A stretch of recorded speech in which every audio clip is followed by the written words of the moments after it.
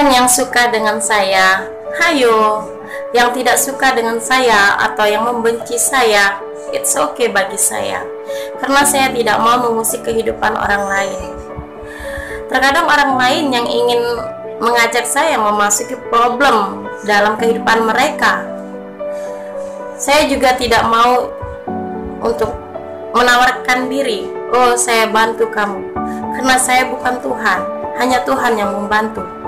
Saya juga manusia biasa, saya juga meminta pertolongan kepada Tuhan menurut kepercayaan saya. Dan saya belajar dari orang-orang yang menginspirasi saya.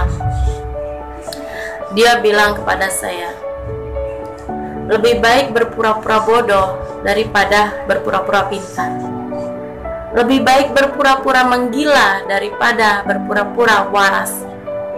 Kata-kata itu yang membuat saya merenungi dalam arti hidup ini. Oh ya, orang pintar terkadang dia berpura-pura bodoh untuk mencari kebenaran yang selama ini menjadi jawaban bagi dalam diri dia. Tidak lupa juga kita harus ingat bahwa kita lahir ke dunia ini sudah menggenggam suratan antara takdir dan nasib, antara qada dan qadar.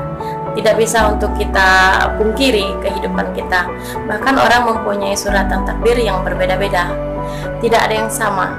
Adapun yang sama tapi hanya berbeda dengan sedikit cerita. Ketika klien saya datang kepada saya,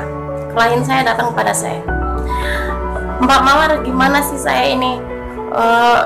Bagusnya itu bagaimana? Saya harus bagaimana? Dan apa yang harus saya perbuat? Sekali lagi saya bilang, jangan anggap saya Tuhan kedua. Saya juga hamba Tuhan. Saya juga ciptaan Tuhan. Saya juga punya kesalahan dan kehilapan, gitu. Tetapi saya hanya memberikan clue untuk ke depan, clue untuk pribadi seseorang. Saya pernah bilang kepada klien-klien saya, hidup ini ada qada dan qadar, ada takdir dan nasib. Takdir yang tidak bisa dirubah, nasib yang bisa kita rubah. Maka dalam qada dan qadar itu sudah kita genggam dengan kedua tangan kita.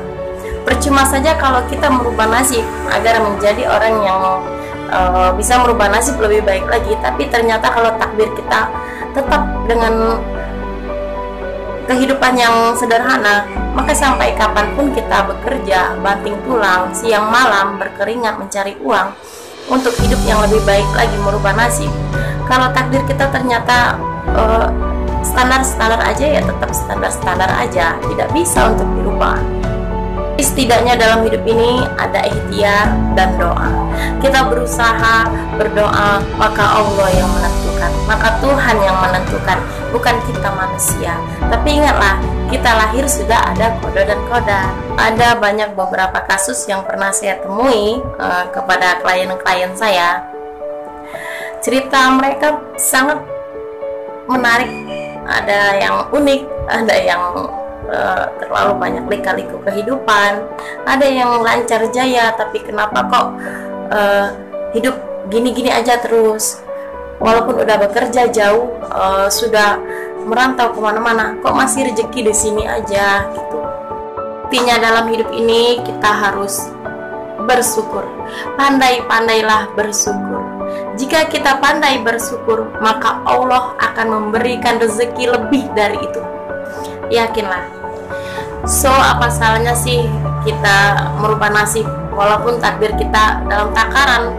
Ibarat gelas itu, airnya itu takarannya setengah-setengah.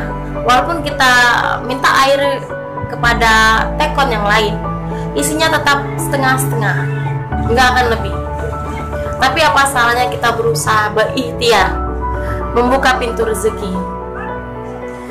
yang mungkin selama ini pintu rezeki kita tertutup karena tingkah laku kita, atau kita menyakiti hati seseorang, atau orang yang dengan sengaja menutup pintu rezeki kita. Mari kita buka bersama-sama.